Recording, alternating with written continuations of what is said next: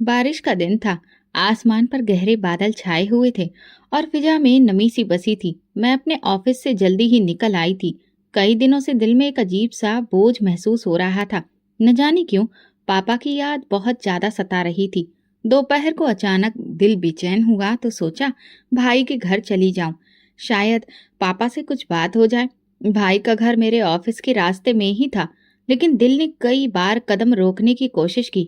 मैं जानती थी कि माँ के देहांत के बाद पापा जैसे घर में अजनबी हो गए थे। नई जनरेशन की अपनी सोच और उनकी बातें पापा के दिल से मेल नहीं खाती थी। भाभी भी कुछ खास मिजाज की नहीं थी। पापा का जिक्र आता तो उनके माथे पर बल पड़ जाते। दरवाजा खटखटाया तो भाभी ने दरवाजा खोला और हमेशा की तरह उनके चेहरे पर बनावटी मुस्कुराहट थी। अरे आप आइए, पापा घर पर हैं, जरा मिलने आई थी। भाभी ने हल्की सी हंसी हंसते हुए कहा, वो तो अपने किसी पुराने दोस्त के यहाँ गए हैं, शायद आज रात वहीं रुकेंगे। मेरे दिल को शांति नहीं पड़ी। मैं दरवाजे की चौखट पर खड़ी रही। कुछ ठीक नहीं लग रहा था। मैं जाने का इशारा कर ही रही थी कि ऊपर की मंजिल से खांसी की धीमी सी आवाज आई। यह आवाज मेरे लिए अजनबी नहीं थी। बचपन से पापा की एक खास तरह की खांसी मेरे दिल में छुपी थी। मैं चौंक गई। भाभी ने तुरंत कहा, अरे वो तो मोहल्ले वाले अनवीर चाचा हैं। ऊपर वाली छत से आवाज आ रही है। लेकिन मेरे कदम रुकने वाले नहीं थे। मैंने अपने जूते उतारे और धीरे धीरे सीढ़ियां चढ़ने लगी। भाभी भी मेरे पीछे पीछे आ गई, शायद रोकने की कोशिश में। ऊपर कुछ नहीं है, बस पुराने सामान का कमरा है। आप क्यों इतनी परेशानी उठा रही हैं? उनकी आवाज में बेचैनी थी। मैंने कुछ भी नहीं कहा, लेकिन कदम तेज हो गए। छत पर कदम रखते ही जैसे पूरे बदन में बिजली दौड़ गई। धूप बहुत तेज थी, वो धूप जिसमें कोई पक्षी भी छांव की तलाश में होता है। वहां पर मेरे पापा, जो कभी हमें दोपहर की धूप से बचाकर स्कूल छोड़ते थे, आज खुद उसी धूप में बैठे थे, एक पुरानी चटाई पर जिसके किनारे फट चुके थे। धूप में ऐसे बैठे थे जैसे वो उस घर का हिस्सा ही ना हो। कपड़े पसीने से भीगे हुए, चेहरा पीला और आंखों में वो खामोशी थी जो किसी इंसान की आखिरी फरियाद को बयां कर रही हो। उनके सामने वही प्याला रखा था जो हम बचपन में कुत्ते के लिए इस्तेमाल करते थे। उसमें रोटी के दो बड़े ही सख्त टुकड़े पड़े थे, जो शायद सुबह के हों या कल के। पापा वो रोटी पानी से नरम करके खाने की कोशिश कर रहे थे। मेरे कलेजे में एक अजीब सा दर्द उठा। मेरी जुबान जैसे अकड़ गई हो। मैं चुपचाप खड़ी देखती रही। आंखों से आंसू निकले बिना ही अंदर मेरा दिल रो रहा था। मैंने कहा, पापा। मेरी आवाज घबराई सी थी। पापा ने चौंक कर मेरी तरफ देखा। उनकी आंखों में हैरत, खुशी और शर्मिंदगी सब दिख रहा था। वो एक बच्चे की तरह हड़बड़ा गए, जैसे रंगे हाथों पकड़े गए हों। अरे बेटा, तुम यहाँ क्यों आई? पापा, ये क्या हो रहा है? आप नीचे क्यों नहीं हैं? अरे बस वो, मुझे खांसी है ना, बच्चों को लग ना जाए, इसलिए बहू ने कहा कुछ दिन ऊपर रह लो। मैंने कहा ठीक है, क्या फर्क पड़ता है। मैं पलटकर भाभी की तरफ देखने लगी, जो दरवाजे पर खड़ी थी। उनकी आंखों में शर्मिंदगी नहीं, बल्कि बेशर्मी थी। देखिए, हमें भी तो बच्चों का ख्याल रखना होता है। पिताजी को खांसी है और उम्र भी ज्यादा है। हमने बस उन्हें थोड़ी देर के लिए ही ऊपर रखा है। अच्छा, तो फिर ये प्याला, ये रोटी, क्या ये मेहमानों के लिए है? अरे वो तो बस मैं अभी खाना लेकर आ ही रही थी। वो तो उनकी ही बची हुई रोटी थी। झूठ, सिर्फ झूठ। मैं सब कुछ समझ गई थी। मेरे पिता को उतनी भी इज्जत नसीब नहीं थी जो एक नौकर को दी जाती है। वो धूप में इसलिए थे क्योंकि उनके हिस्से का साया अब घर वालों के लिए बोझ बन चुका था। पापा ने मेरी आंखों से बहते आंसू देखे तो नजरें झुका ली। बेटा, मैं ठीक हूँ, तुम फिक्र ना करो। यहाँ बैठा हूँ, आसमान नजर आता है और कुछ यादें। फिर उनकी आवाज रुक गई, जैसे कोई घूंट भरकर गले में बंद कर लिया हो। आंखों की नमी को जबरदस्ती अंदर दबा रहे थे। मैंने उनका हाथ थाम लिया, वही हाथ जो कभी मेरे लिए छतरी बनता था, आज धूप में जल रहा था। मेरे दिल ने फैसला कर लिया था, कुछ ना कुछ तो बदलना होगा। ये जुल्म और नहीं, मेरा पहला कदम होगा पापा को इस घर से निकाल कर अपने घर ले जाना। मैं पापा को फौरन अपने घर नहीं लाई, लेकिन उस दिन के बाद मेरा दिल शांत नहीं था। हर रोज दोपहर को उनके लिए कुछ न कुछ ले जाती, थोड़ी देर उनके पास बैठती, उनकी बातें सुनती, उनका दुख बांटने की कोशिश करती। छत का वो कमरा अब मेरे लिए आम हो गया था, लेकिन शायद मेरी ये मोहब्बत किसी को खटकने लगी थी। एक दिन जब मैं रोज की तरह पापा के पास गई, उनका चेहरा बुझा बुझा सा था। पूछने पर बस इतना कहा, बेटा अब ज्यादा ना आया करो, सबको अच्छा नहीं लगता। क्यों पापा, मैं आपकी बेटी हूँ, आपसे मिलने भी ना आऊं? वो चुप हो गए। उनकी आंखों में एक ऐसी घबराहट थी जो किसी आने वाले तूफान की चेतावनी दे रही हो। उसी शाम जब मैं नीचे आ रही थी तो सीढ़ियों के मोड़ पर अचानक भाभी की आवाज सुनाई दी। वो अपने फोन पर किसी से बात कर रही थी। उनकी आवाज काफी बुलंद थी।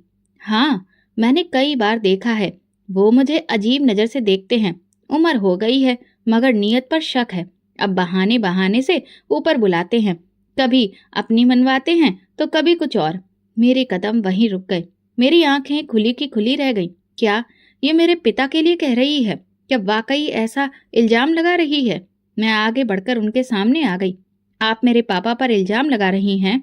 भाभी चौंक गई मगर जल्दी ही संभल गई। मैं इल्जाम नहीं लगा रही, बस वो मुझे अजीब नजर से देखते हैं। मेरे दिल को अच्छा नहीं लगता। और तुम तो रोज उनके पास जाती हो, तुम्हें तो अंदाजा होना चाहिए। वो तुम्हारे ससुर हैं, तुम्हें शर्म नहीं आती? मैं गुस्से से चिल्लाई। इसी पल भाई आ गया। उनके चेहरे पर शक और संजीदगी का साया था। क्या हो रहा है यहाँ? भाभी उनके पास गई और आंखों में नमी लाकर बोली, मैंने कुछ नहीं कहा, सिर्फ बताया कि मुझे अजीब महसूस होता है। पापा पहले जैसे नहीं रहे। भाई ने मेरी तरफ देखा और बिना किसी सवाल के बोले, अगर तुम्हें कुछ अजीब लग रहा है तो मैं बात करूंगा, मैं पापा से पूछूंगा। क्या मतलब है तुम्हारा? तुम अपनी बीवी के सिर्फ एहसास होने पर ही मेरे पापा पर इल्जाम लगा रहे हो? मेरी आवाज तेज हो गई। भाई चुप रहा और यही खामोशी मेरे दिल पर एक करारा निशान छोड़ गई। मैं समझ गई थी कि घर की दीवारें पहले ही झूठ की बुनियाद पर हिलने लगी हैं और अब उनमें दरारें भी पड़ने वाली हैं। सुबह की रोशनी भी पूरी तरह फैली नहीं थी कि मेरे फोन की घंटी बजी। भाई का नंबर था। दिल बेवजह धड़कने लगा। कॉल उठाई तो पीछे से शोर सुनाई दिया। बस बहुत हो गया, अब मैं और बर्दाश्त नहीं कर सकता। ये भाई की आवाज थी, गुस्से में तनी हुई। क्या हुआ? सब ठीक तो है? आकर खुद देख लो। फिर कॉल कट गई। मैं तेज कदमों से भाई के घर पहुंची। दरवाजा खुला हुआ था। आंगन में मोहल्ले की कुछ औरतें जमा थीं। सबकी आंखों में सवाल थे और चेहरे पर हैरानी। अंदर पहुंची तो देखा पापा दरवाजे के बाहर जमीन पर गिरे हुए थे। उनके कपड़े मिट्टी से सने थे, चेहरा लाल था और आंखों में अजीब सा खालीपन था, जो किसी तूफान के बाद की तबाही जैसा होता है। मेरे कांपते कदम वहीं थम गए। पापा, मेरी आवाज नहीं निकल सकी, सिर्फ आंखों से आंसू बह निकले। उन्होंने मेरी तरफ देखा। चेहरा घबराया हुआ था, होंठ सूखे थे और आवाज में वो दर्द था जो हर सच्चे पिता के दिल में तब आता है जब औलाद दहेज के कारण धक्के देकर निकाल दे। बेटा, मैंने कुछ नहीं किया, वो मुझे चप्पल से मारती थी। ये कहते ही उनका सिर मेरे कंधे पर झुक गया। मैं हक्का बक्का रह गई। ये शब्द मेरे दिल में तीर बनकर चुभ गए। क्या कहा आपने? भाभी ने मारा? पापा की आंखों से आंसू निकलकर मेरे दुपट्टे में समा गए। इतने में भाई बाहर आया, चेहरे पर कठोरता, आंखों में नफरत। जो इन्हें रखना है तो अब ले जाओ, इस घर में इनकी कोई जगह नहीं। क्या बात कर रहे हो भाई? ये पापा हैं हमारे, जिन्होंने हमें पाला, हमारे लिए अपनी जिंदगी कुर्बान की, तुम्हारे लिए भी की। हाँ किया था, लेकिन अब ये वैसे नहीं रहे।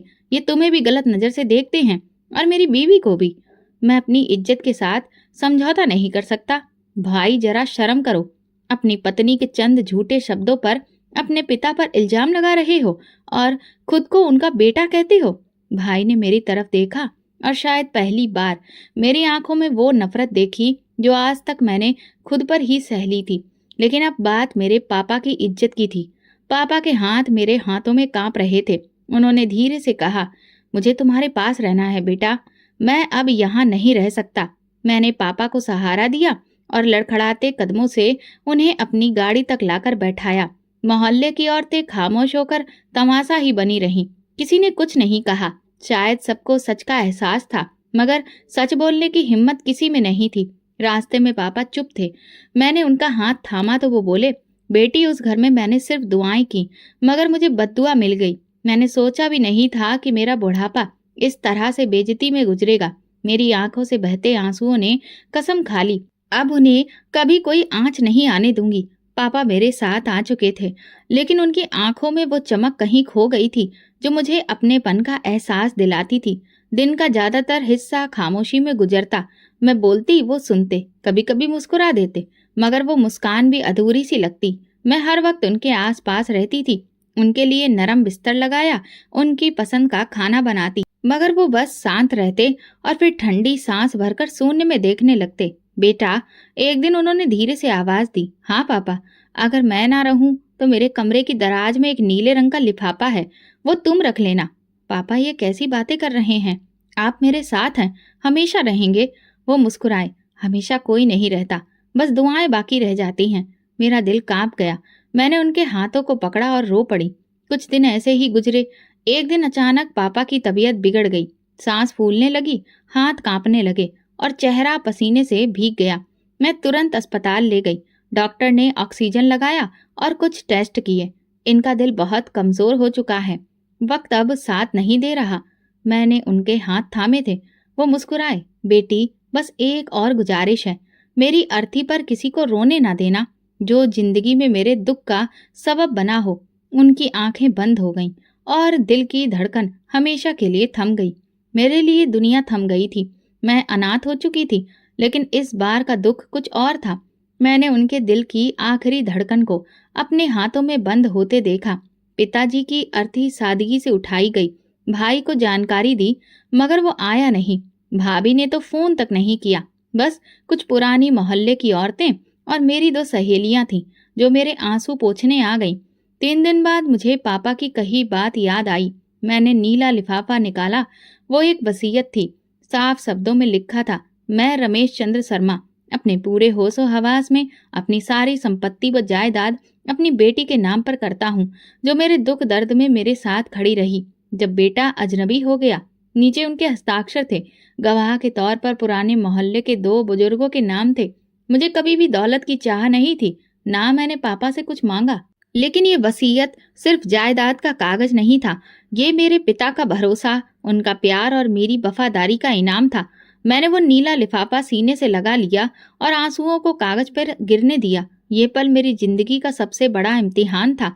दुनिया ने पिता को ठुकरा दिया, लेकिन उन्होंने दुनिया को दिखा दिया कि सच का साथ देने वालों को भगवान कभी अकेला नहीं छोड़ता। पिताजी के जाने के बाद घर का हर कोना उनकी यादों से भरा था। 3 दिन बीत चुके थे। चौथे दिन मैंने हिम्मत करके भाई को फोन किया, पापा चले गए, तुम्हें खबर भी ना हुई? वो चुप रहा। तुम्हें अफसोस भी नहीं? मैंने पूछा। मुझे कुछ भी समझ में नहीं आ रहा, कहकर फोन काट दिया। रात के सन्नाटे में अचानक कुछ आहट हुई। मैं चौंक कर जागी, घड़ी देखी, रात के 2 बजे थे। दरवाजे के बाहर आंगन में कुछ साया सा हिलता नजर आया। मैं दबे पांव खिड़की के पास गई। पर्दा हटाया तो दिल धक से रह गया। 2 आदमी थे और उनके साथ भाभी। हाथ में एक बैग था, चेहरा चादर से ढका हुआ। वो घर के पिछले दरवाजे से अंदर दाखिल हुई। मेरी सांसें रुक गईं। मैं छिपी रही। मामला अजीब लग रहा था। 15 मिनट बाद वो पापा के कमरे की ओर बढ़े। उनका मकसद साफ था। जब लौटे तो हाथ में एक फोल्डर था।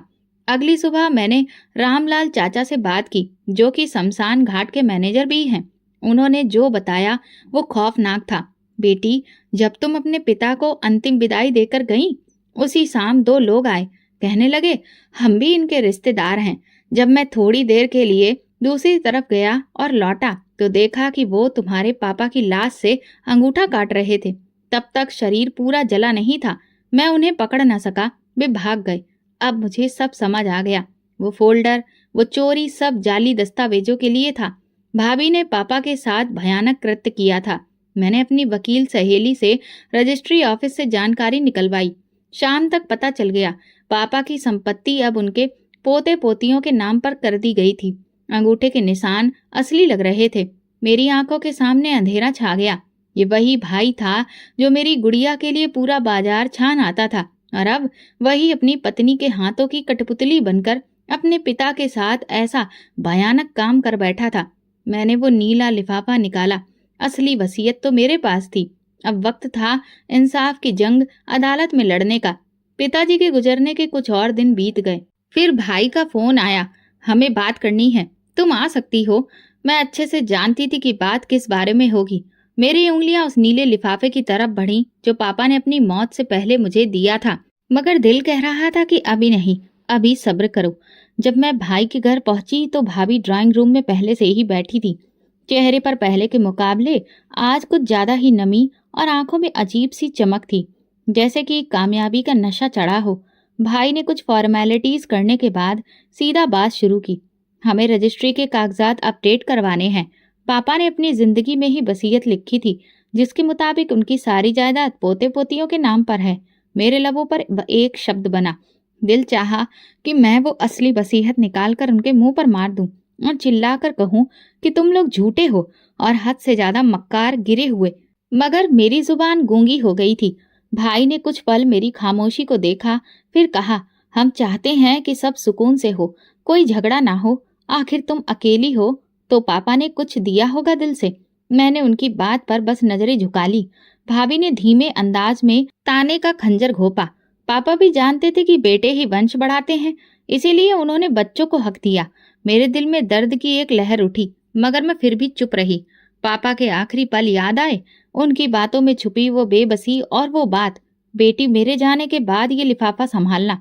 भाई ने मेज पर कुछ कागजात रखे और कहा, ये साइन की गई कॉपियां हैं, तुम भी इन पर साइन कर दो ताकि प्रोसेसिंग पूरी हो जाए। मेरे हाथ कांपने लगे। कागजात देखे तो जाली दस्तखत और अंगूठे के निशान उस पर छपे थे। मैं सब समझ चुकी थी, मगर चेहरे पर कोई भी भाव आने नहीं दिया। मैंने दस्तखत नहीं किए, बस धीरे से कहा, मुझे सोचने दो। भाभी फौरन बोली, सोचने की क्या बात है, सब कुछ साफ है, और अगर पापा ने तुम्हें कुछ देना होता तो वो भी लिख कर जाते। मैंने उठकर कहा, आपने उनका दिल पढ़ा था या फिर वसीयत? ये बात कहकर मैं उठी और दरवाजे की तरफ बढ़ गई। घर वापस आई तो आंखों से आंसू रुकने का नाम नहीं ले रहे थे। मैं जानती थी कि झूठ जीत गया है फिलहाल, मगर मैं भी अपने पापा की बेटी हूँ, जो चुप तो हो सकती है मगर कमजोर नहीं। उस रात नींद नहीं आई। मैं बार बार वो लिफाफा खोलती और पढ़ती, और पापा के दस्तखत को उंगलियों से छूती, जैसे कि उनका हाथ थाम लिया हो।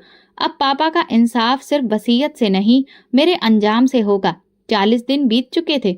पापा की जुदाई ने जैसे मेरे शरीर से आत्मा को खींच लिया हो। हर दिन उनके बिना अधूरा सा गुजरा था। मैं खुद को संभालने की कोशिश कर रही थी। किचन में काम करती, हाथों से खाना बनाती, और दिल में हर वक्त उनकी यादें तैरती रहती। कुछ दिनों के बाद मोहल्ले की औरतें आना शुरू हो गईं। आंगन में कालीन बिछाई गई। खाने पीने की खुशबू फैलने लगी। हर चेहरे पर शोक की लहरें थीं, मगर कुछ आंखों में तंज भी साफ दिखाई देता था। किचन के कोने में बैठी एक पुरानी मौसी, जो मोहल्ले में बरसों से रहती थी, मेरी तरफ झुककर बोली, बेटा, मुझे एक बात कहनी है, शायद तुम्हें पता ना हो। मैंने उनकी तरफ हैरत से देखा। वो धीरे से बोली, तुम्हारे पापा अक्सर छत के कमरे में जाया करते थे।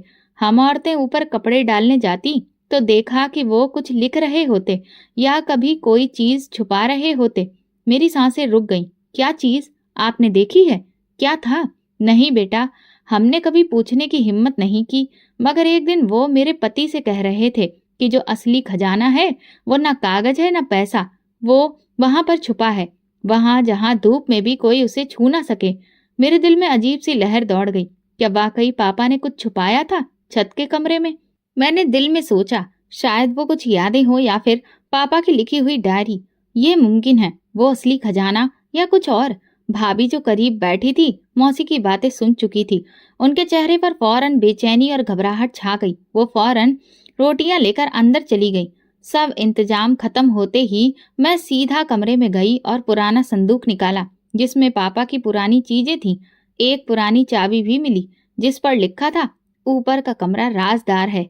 दिल की धड़कन तेज हो गई। मैंने फैसला कर लिया, आज रात छत पर जाकर देखूंगी कि वहां क्या है। लेकिन भाभी भी तेज निकली। रात के सन्नाटे में वो मुझसे पहले कमरे में पहुंच चुकी थी। उनके हाथ में एक छोटी सी टॉर्च थी और चेहरे पर एक अजीब सी बेचैनी, जैसे कि कोई खजाना ढूंढने निकला हो। उनके कदमों में बहुत जल्दबाजी थी, आंखों में लालच की चमक। छत के कमरे का ताला वो पहले ही दिन किसी बहाने से चाबी लेकर खोल चुकी थी। दरवाजा धीरे से खोला और टॉर्च की रोशनी में कमरे का जायजा लेना शुरू किया। भाभी ने जल्दी जल्दी वो सब चीजें उलट पलट करना शुरू कर दिया। एक एक कपड़े को चेक किया, हर डिब्बे को खोला, यहाँ तक कि दीवारों पर लगी पुरानी कीलों को भी उन्होंने हाथ मार मार कर देखा, मगर जो वो चाहती थी वो वहां नहीं मिला। कहाँ छुपाया है? जरूर जेवर है या जमीन के ओरिजिनल कागजात। सब कह रहे थे कि उन्होंने कुछ छुपाया है। वो बूढ़ा अजब तमाशा बनाकर चला गया है।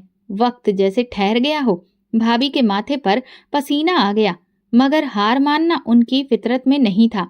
उन्होंने पुराने संदूक को खोला। उसकी तह में कुछ पुरानी चादरें थीं। एक के नीचे लकड़ी का एक छोटा सा डिब्बा मिला। उन्होंने जल्दी से उठाया, खोला तो अंदर सिर्फ कुछ पुराने सिक्के, एक जंग लगे कंगन और चंद्र अंगूठियां, जो शायद माँ के दहेज की बची कुची चीजें थीं। उनके चेहरे पर मायूसी छा गई। वो चीज जिसकी उन्हें तलाश थी, वो नहीं मिली। इसी दौरान अचानक एक लकड़ी के टुकड़े से उनका पांव टकराया और उन्हें एक अलमारी नुमा हिस्सा नजर आया, जिस पर मिट्टी की मोटी परत जमा थी। उन्होंने कपड़ा मारकर साफ किया और दरवाजा खोला, मगर अंदर सिर्फ सास ससुर के कुछ पुराने बिल, जमीन के नक्शे और सरकारी खेत के टुकड़े थे, जो अब बेकार हो चुके थे। भाभी का चेहरा साफ बता रहा था कि वो बुरी तरह से मायूस हो चुकी हैं। उन्होंने सब कुछ समेटा, मगर जाते जाते पापा की तस्वीर को देखकर लम्हा भर के लिए रुक गईं। उनकी नजरें तस्वीर से उलझ गईं, जैसे वो कुछ कहना चाहती हो, कुछ पूछना चाहती हो। क्या वाकई तुमने कुछ छुपाया था, या ये सब बस एक भ्रम था? भाभी के मन में शक का एक बीज तो बोया जा चुका था, लेकिन जमीन वही थी जहां फसल अभी तक उगी नहीं थी। वो नीचे वापस चली गई, मगर दिल की बेचैनी उनके चेहरे पर आ चुकी थी, और मैं ये सब चुपचाप देख रही थी, एक कोने से खामोश मगर चौकन्नी। मैं जानती थी कि इस कमरे में कुछ जरूर है, कुछ ऐसा जो सिर्फ चीजों में नहीं, वक्त में छुपा है, और उस वक्त का पर्दा भी जल्द ही उठने वाला है। ये सिर्फ तलाश की पहली कोशिश थी। असल राज तो अभी बाकी था, और पापा ने उसे मेरे लिए बचा कर रखा था। छत के कमरे की वो रात खामोश नहीं थी। भाभी नीचे तो उतर गई, मगर दिल में बेचैनी लिए उनकी नजरें बार बार ऊपर देख रही थी, जैसे कि वहां कुछ रह गया हो, कोई चीज छूट गई हो, या शायद दिल का शक अभी तक खत्म नहीं हुआ हो। अगली शाम जब सब लोग रात के खाने में व्यस्त थे, भाभी ने एक बार फिर ऊपर जाने का इरादा किया। इस बार उनके साथ ना कोई शोर था, ना किसी से इजाजत ली गई। उनके मन में ये चल रहा था कि दिन की रोशनी में शायद कुछ नजर आ जाए जो रात के अंधेरे में छिप गया था। वो तेजी से सीढ़ियां चढ़ी और छत के कमरे का दरवाजा खोला। धूप की रोशनी अब धीमी पड़ चुकी थी। कमरे में पूरी तरह अंधेरा छाया था। एक बार फिर उन्होंने टॉर्च निकाली और कमरे के हर कोने का जायजा लेना शुरू किया।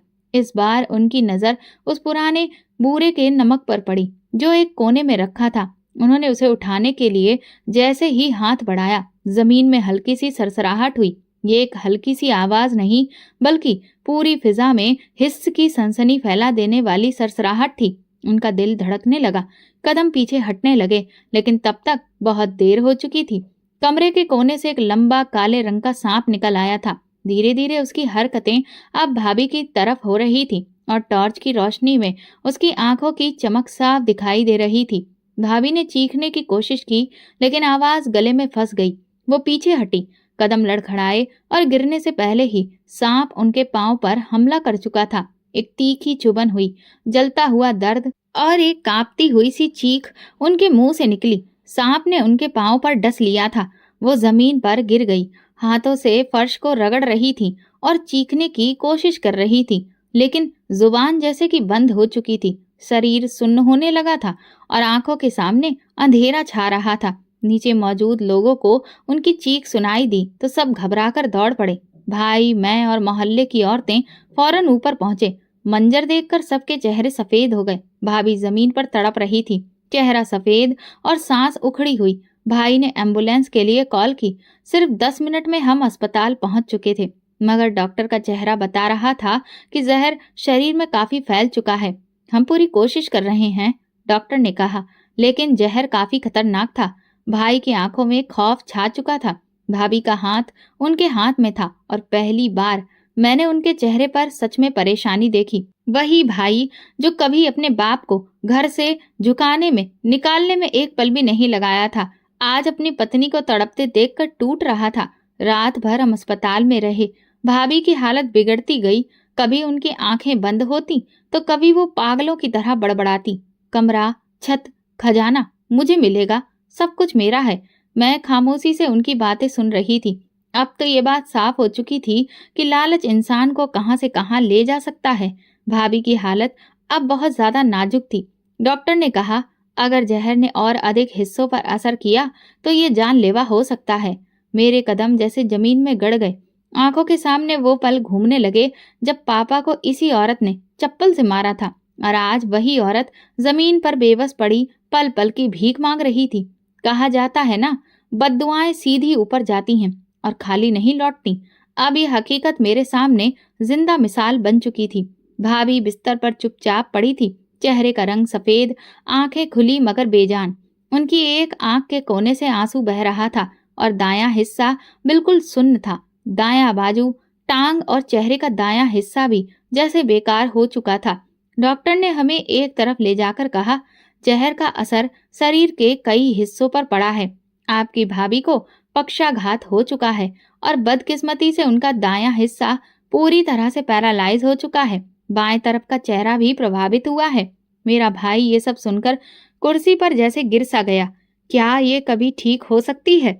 डॉक्टर ने कहा, उम्मीद है कि वक्त के साथ धीरे धीरे कुछ सुधार हो, मगर पूरी तरह से ठीक होना अब मुश्किल है। होश में है मगर शरीर का एक हिस्सा अब उनके साथ नहीं देगा। मैं कमरे के अंदर दाखिल हुई तो भाभी ने मेरी तरफ देखा। उनकी आंखों में कई जज्बात एक एक करके उभरते चले गए।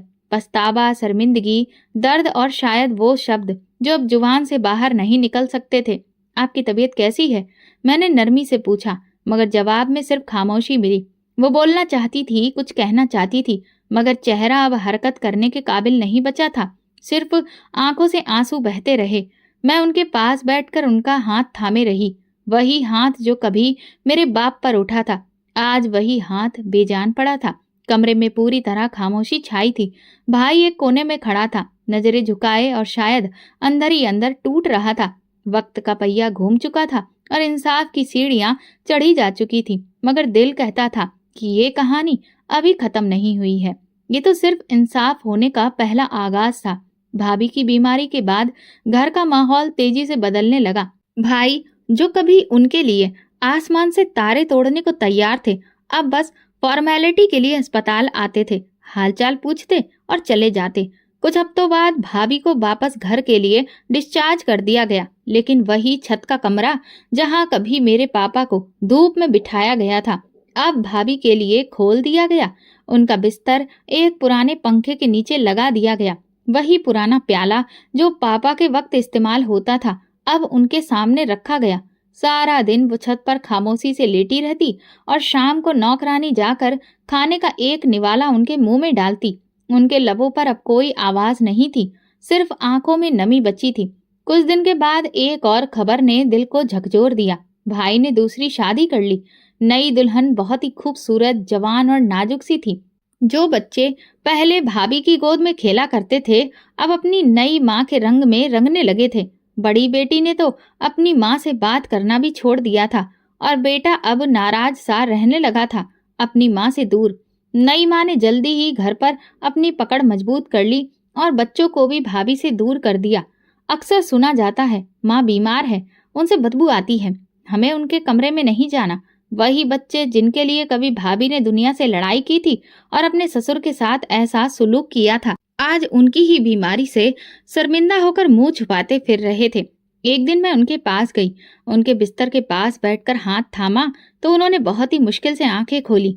उनके चेहरे पर कोई शिकवा नहीं था, बस एक वीरानी छाई थी। मैंने नरमी से कहा, याद है जब आपने कहा था पापा की मौजूदगी बच्चों के लिए खतरा है?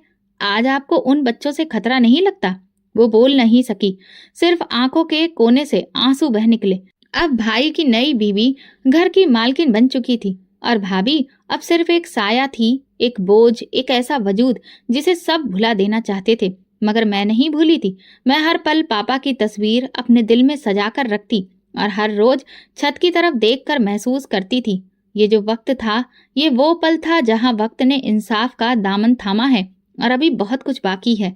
एक दिन नौकरानी खाना लेकर छत पर जाती हुई लापरवाही से बोली, खाना नीचे गिर गया था, मैं उसे पुराने प्याले में रख के लाई हूँ जो पापा के वक्त में इस्तेमाल होता था।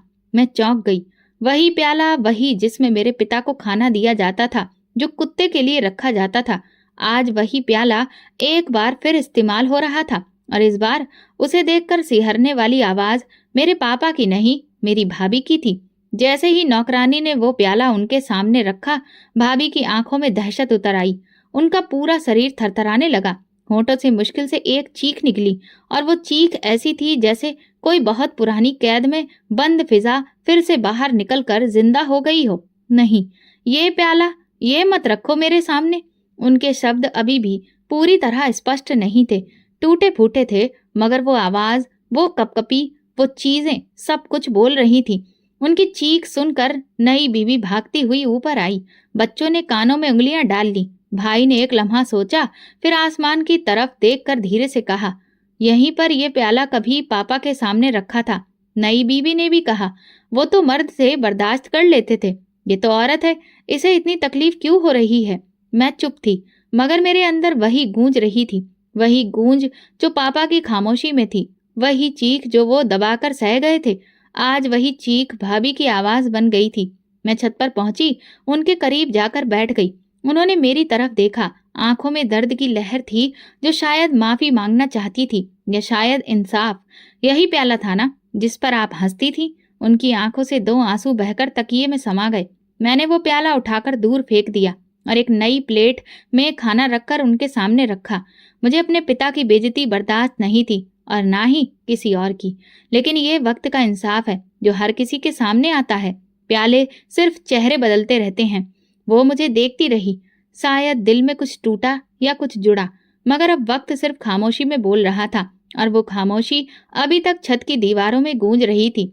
छत से नीचे उतरी तो दिल पर अजीब सा बोझ था। सांस जैसे रुक रुक कर चल रही थी। हर कदम ऐसा लग रहा था जैसे किसी अंदर के बोझ को उठा रही हूँ। कमरे में दाखिल होकर मैं पापा की तस्वीर के सामने बैठ गई। वही पुरानी तस्वीर जो उनके अंतिम संस्कार के बाद मैंने अपने बेड के करीब रख दी थी। तस्वीर में उनका मुस्कुराता चेहरा देखकर मेरी आंखों से खामोश आंसू बह निकले। मैंने अपने हाथ जोड़े और दिल में कहा, हे भगवान, मेरे पापा का बदला पूरा हो गया। ये दुआ नहीं थी, एक दर्द भरी प्रार्थना थी। जो जख्म सहा था उसकी राहत थी। मैं जानती थी बद्दुआ देने की इजाजत हमें नहीं, मगर जिसने जुल्म सहा हो उसकी खामोशी भी कभी कभार दुआ बन जाती है। और पापा की खामोशी उनकी सबसे बड़ी पुकार थी। मैंने पापा की तस्वीर को छुआ, जैसे कि उनके गले लग रही हूँ, और धीरे से कहा, पापा, मैंने आपका अधिकार ले लिया, आपकी इज्जत बचाई, आपका नाम बेदाग रखा। अब आप सुकून से सो सकते हैं। उसी लम्हे खिड़की से ठंडी हवा का एक झोंका आया, जैसे कि पापा की दुआ मेरे आसपास बिखर गई हो। कमरे में एक अजीब सी खुशबू फैल गई, और एक पल को ऐसा लगा जैसे कोई मेरा सिर थपथपा रहा हो, जैसे कह रहा हो, बेटी, तूने मेरा मान रख लिया। मैंने आंखें खोली और इसे एक सुकून से दिल भर गया। बदले की आग ने मुझे कभी नहीं जलाया, मगर सच्चाई की रोशनी ने हर अंधेरे को साफ कर दिया। पापा का इंतकाम मैंने नहीं, वक्त ने लिया, और वक्त से बेहतर इंसाफ करने वाला कोई नहीं होता। अब इस कहानी का नया मोड़ आने वाला था, क्योंकि इंसाफ पूरा होने के बाद भी कुछ खत्म नहीं होता, कुछ और बाकी रह जाता है, कहीं न कहीं, किसी न किसी दिल में। छत के सुनसान कमरे में जिंदगी धीरे धीरे मान से ज्यादा बेहोश हो चुकी थी। भाभी का शरीर पहले ही पैरालाइज की मार सह चुका था, अब जहां भी उनका साथ छोड़ने लगा था। भाई की नई बीवी घर में पूरी तरह से कब्जा कर चुकी थी। उसकी चालाकी से भरी बातों में मिठास और चेहरे पर मासूमियत का पर्दा इतना मजबूत था कि बच्चे भी धोखा खा बैठे। उसने धीरे धीरे भाभी के बच्चों को उनके खिलाफ करने की मुहिम शुरू की। तुम्हारी माँ का तो अब कुछ हो नहीं सकता, वो बिस्तर की होकर रह गई है, और ये घर, ये तुम्हारे पापा ने मेरे लिए बसाया है। तुम्हें इज्जत से जीना है तो अपनी नई माँ को ही माँ समझो। बच्चे मासूम थे, भटकने लगे। वो औरत बड़ी चालाकी से उनके दिलों में पुरानी माँ के लिए नफरत का बीज बोती गई। मैं जब भी भाभी को देखने जाती तो वो मुझे एक टक देखती रहती, जैसे कि कुछ कहना चाहती हो। एक दिन छत पर मैंने उन्हें जोर जोर से कुछ बोलने की कोशिश करते देखा, मगर आवाज ना निकलती थी। सिर्फ आंखों में पानी था और होंठ हिल रहे थे, धीरे धीरे, जैसे कोई दुआ या बद्दुआ बन रही हो। उधर मैं चुपचाप बैठी थी। पापा की वसीयत मेरे पास सुरक्षित थी, असली गवाहों के दस्तखत के साथ, उनकी कही हुई बात और उनके अंगूठे का निशान। मगर मैं जानती थी कि झूठ की दीवार गिरने के लिए वक्त का सही होना जरूरी होता है, और अब वो वक्त आ गया था। भाई और नई भाभी ने पापा की जायदाद के जाली कागजों के जरिए कब्जा हासिल कर लिया था। वे खुद को कानूनी वारिस साबित कर चुके थे। मैं जानती थी कि अदालत की जंग के सिवा कोई रास्ता नहीं बचा है। मैंने वकील से बात की और सारे दस्तावेज उनके हवाले कर दिए। वकील ने कागजों को देखकर कहा, ये तो पूरी तरह से जालसाजी है। अगर गवाह हाजिर हो गए और उन्होंने दस्तावेजों को असली बताया तो फिर फैसला हमारे हक में ही होगा। अदालत में मुकदमा दायर कर दिया गया। पहली ही सुनवाई में अदालत ने नोटिस जारी कर दिए और जाली दस्तावेजों की सही जांच करने का आदेश दे दिया गया। भाई ने जब ये खबर सुनी तो वो घबरा गया। कई साल बाद पहली बार उसकी आंखों में खौफ दिखाई दिया। नई बीवी ने उसे भड़काया, ये सब तुम्हारी बहन का प्लान है। वो तुम्हें जायदाद से बेदखल करना चाहती है। लेकिन मैं तो किसी का हिस्सा नहीं मांग रही थी। मैं सिर्फ इंसाफ मांग रही थी, पापा की इज्जत का, उनके आखिरी फैसले का। कुछ दिनों बाद अदालत में पेशी थी। मैंने सारे सबूत तैयार किए, गवाहों से बात की और पापा के शब्दों को दिल में दोहराया। मैं अदालत के कमरे में दाखिल हुई। ये सिर्फ कागजों की जंग नहीं थी, ये उस वक्त की गवाही थी जो पापा ने छत पर गुजारी थी। वो तन्हाई जो उन्होंने सही थी, वो मुश्किलें जो उन पर लादी गई थी।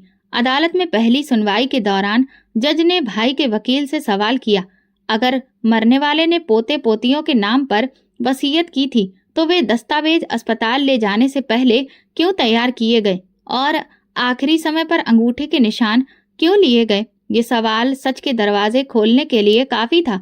भाई के वकील के पास कोई जवाब नहीं था। मैं चुपचाप खड़ी अपने पापा की तस्वीर मन में बना रही थी और दिल में बस एक बात दोहरा रही थी, पापा, मैंने वादा किया था कि मैं आपको झूठ के नीचे दबने नहीं दूंगी। अब खेल पलट चुका था। इंसाफ की कुर्सी पर बैठा कानून पापा की सच्चाई की गवाही देने जा रहा था। अदालत का दिन था। मेरी उंगलियां कांप रही थीं, मगर दिल में एक अजीब सी रोशनी थी जो पापा की वसीयत की सच्चाई से जुड़ी थी। कई महीनों की कानूनी जंग, कई सारी पेशियां, सवाल जवाब, सबूत और गवाहों के बाद आखिरकार वो फैसला आया जिसका इंतजार सिर्फ मुझे नहीं, मेरे पापा की आत्मा को भी था। जज ने जैसे ही फैसला सुनाया, अदालत में खामोशी छा गई। ये अदालत तमाम सबूतों और गवाहों को मद्देनजर रखते हुए इस नतीजे पर पहुंचती है कि असली वसीयत वो है जो रमेश चंद्र शर्मा ने अपनी बेटी के नाम पर की थी। जाली दस्तावेज गैर कानूनी और अमान्य करार दिए जाते हैं, अतः सारी जायदाद कानूनी वारिस यानी कि बेटी के नाम पर की जाती है। मेरे कानों में ये बातें गूंजने लगी। मेरी आंखों में आंसू थे, दिल में शुक्र और रूह में एक अजीब सा सुकून। मैं अदालत से बाहर जाकर आसमान की तरफ देख रही थी। आंखों में नमी थी मगर होठों पर मुस्कुराहट। पापा, मैंने आपकी इज्जत बचा ली, आपका हक आपके फैसले के मुताबिक पूरा किया। भाई अदालत से बाहर निकला। नई बीवी उसे बाजू से थामे तेज कदमों से बाहर निकली, जैसे वो फैसले की शर्मिंदगी से मुंह छुपाना चाहती हो। उनके चेहरों पर शिकस्त, बेइज्जती और बेयकीनी साफ लिखी थी। वे समझ नहीं पा रहे थे कि जिस बेटी को कमजोर समझा, जिस पर उंगली उठाई, आज वही उनकी झूठी साजिश को जमीन पर गिरा चुकी थी। जायदाद अब मेरे नाम हो चुकी थी, घर, जमीन, बैंक बैलेंस, सब कुछ। मगर मेरे दिल ने उसी वक्त एक और फैसला किया जो शायद सबसे अनोखा था, सबसे बड़ा। मैंने वकील से कहा, ये जायदाद किसी की भी नहीं होनी चाहिए, इसे किसी अनाथ आश्रम को दे दीजिए। वो हैरान हुआ, आपको अंदाजा है कि ये कितनी बड़ी रकम है? मैंने धीरे से जवाब दिया, मुझे सिर्फ ये अंदाजा है कि मेरे पापा ने सारी जिंदगी दूसरों के लिए जिया है। मैं चाहती हूँ कि उनके अच्छे कर्मों का फल उन बच्चों को मिले जिनके पास पिता का साया नहीं है। कुछ ही दिनों में पूरी प्रॉपर्टी एक अनाथ आश्रम के नाम हो गई। जब पहली बार मैं नाथुराम आश्रम के बच्चों से मिली तो उनके चमकते चेहरे देखकर जो सुकून मिला वो दुनिया की किसी दौलत से नहीं मिल सकता था।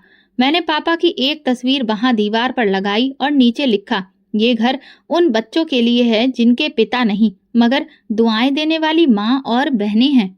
भाई का हाल दिन व दिन बिगड़ता गया। जो घमंड में चूर था, आज शर्मिंदगी की चादर ओढ़े मुंह छुपाता फिर रहा था। नई बीवी का रवैया बदल गया। बच्चे दूर हो गए और घर में एक अजीब सा सन्नाटा छा गया। भाभी की हालत और भी खराब हो चुकी थी।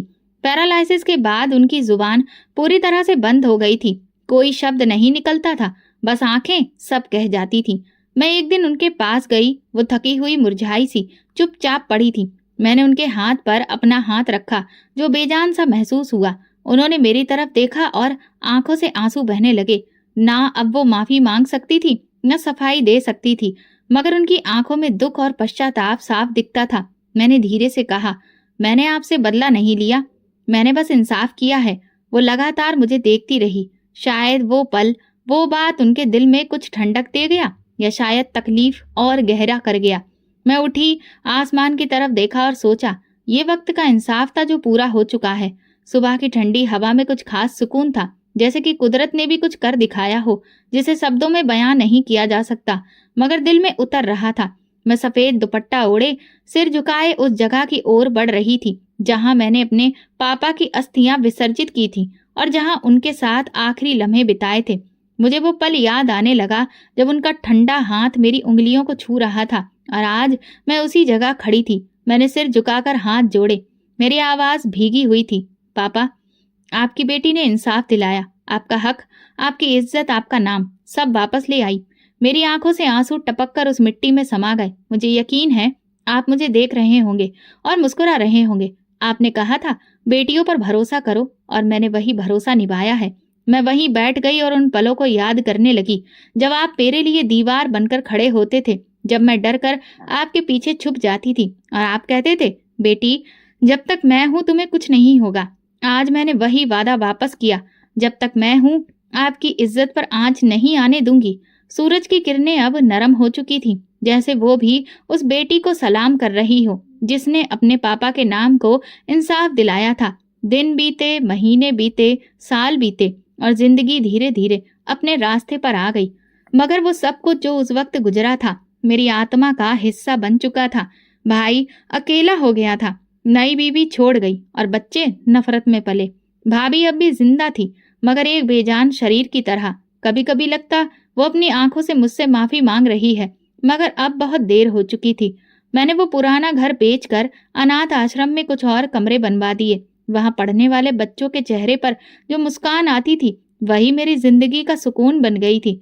मैं हर हफ्ते वहां बच्चों से मिलने जाती, उनके साथ खाना खाती, उनकी बातें सुनती और दिल ही दिल में भगवान को धन्यवाद देती।